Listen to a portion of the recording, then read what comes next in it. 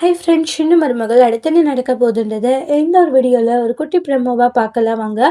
ஐஸ்வர்யா வீட்டுக்கு வந்ததுமே சித்ரா கிட்டேயும் அவங்களுடைய அம்மா ஈஸ்வரிகிட்டையுமே சண்டை போடுறாங்க. உனக்காக தான்மா நாங்கள் குழந்தைய இந்த மாதிரி தூக்கிட்டு வந்தோன்றாங்க, நீ சேது கூட சந்தோஷமா இருக்கணும்னு நினச்சல அப்படின்ற மாதிரி சொல்கிறாங்க.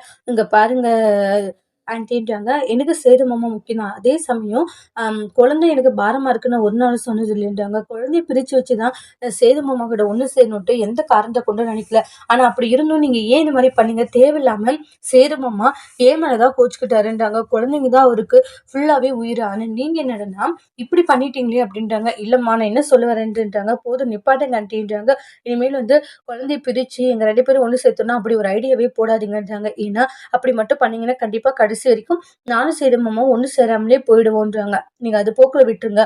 குழந்தை இருக்கிறது ஒரு நாளும் நான் பாரமாவே நினைச்சது கிடையாதுன்றாங்க. இனிமேலும் நான் நினைக்கவும் மாட்டேன். அதனால குழந்தை இருக்கிறதுனால நான் ஒரு மாதிரி ஃபீல் பண்றேன்றதெல்லாம் நினைக்காதீங்க. குழந்தைய நானும் நல்லா பார்த்துக்கணும்னு நினைக்கிறேன். அதுதான் என்னுடைய எண்ணமும் கூட அப்படின்னு சொல்லி பேசிட்டு போறாங்க. அம்மா என்னம்மா இவ பைத்தியமா இல்ல பைத்தியம் மாதிரி நடிக்கிறாளாமா இவன்றாங்க. இவ இப்படி பேசிட்டு போறான்றாங்க. அவ சேது மேல இருக்கிற ஆசையில அப்படி பேசுறா. ஏன்னா இப்படி எல்லாம் பண்ணாவாச்சும் சேது இது பண்ணுவானான்னு நினைக்கிறா போலன்னுவாங்க. அம்மா அதுக்காக இவ சொன்னதை அவ செய்ய போறா ஏண்டி? இவ சொன்னதை போய் நம்ம செய்ய முடியுமா? நம்மளுக்கு என்ன தோணுதோ அதை மட்டும் நம்ம செய்யலாம், சரியா?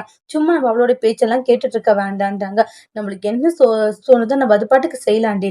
போக போக அவளே எல்லாம் புரிஞ்சுப்பா அப்படின்ற மாதிரி சொல்லிட்டு இருக்காங்க.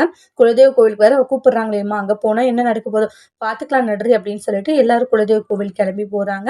அடுத்து வரக்கூடிய பிரம்மல அந்த குலதெய்வ கோவில்ல என்ன மாதிரியான பிரச்சனைகள் எல்லாம் வரப்போகுது, அதெல்லாம் ஈஸ்வரி எப்படி பேஸ் பண்ண போறாங்க அப்படின்றதெல்லாம் அடுத்தடுத்து வரக்கூடிய பிரம்மல நம்ம வெயிட் பண்ணி பார்க்கலாம். இந்த வீடியோ உங்களுக்கு பிடிச்சிருந்தா லைக் பண்ணுங்க, கமெண்ட் பண்ணுங்க, ஷேர் பண்ணுங்க. மறக்காம நம்ம சேனலை நீங்க சப்ஸ்கிரைபர் பண்ணிக்கோங்க. Thank you friends.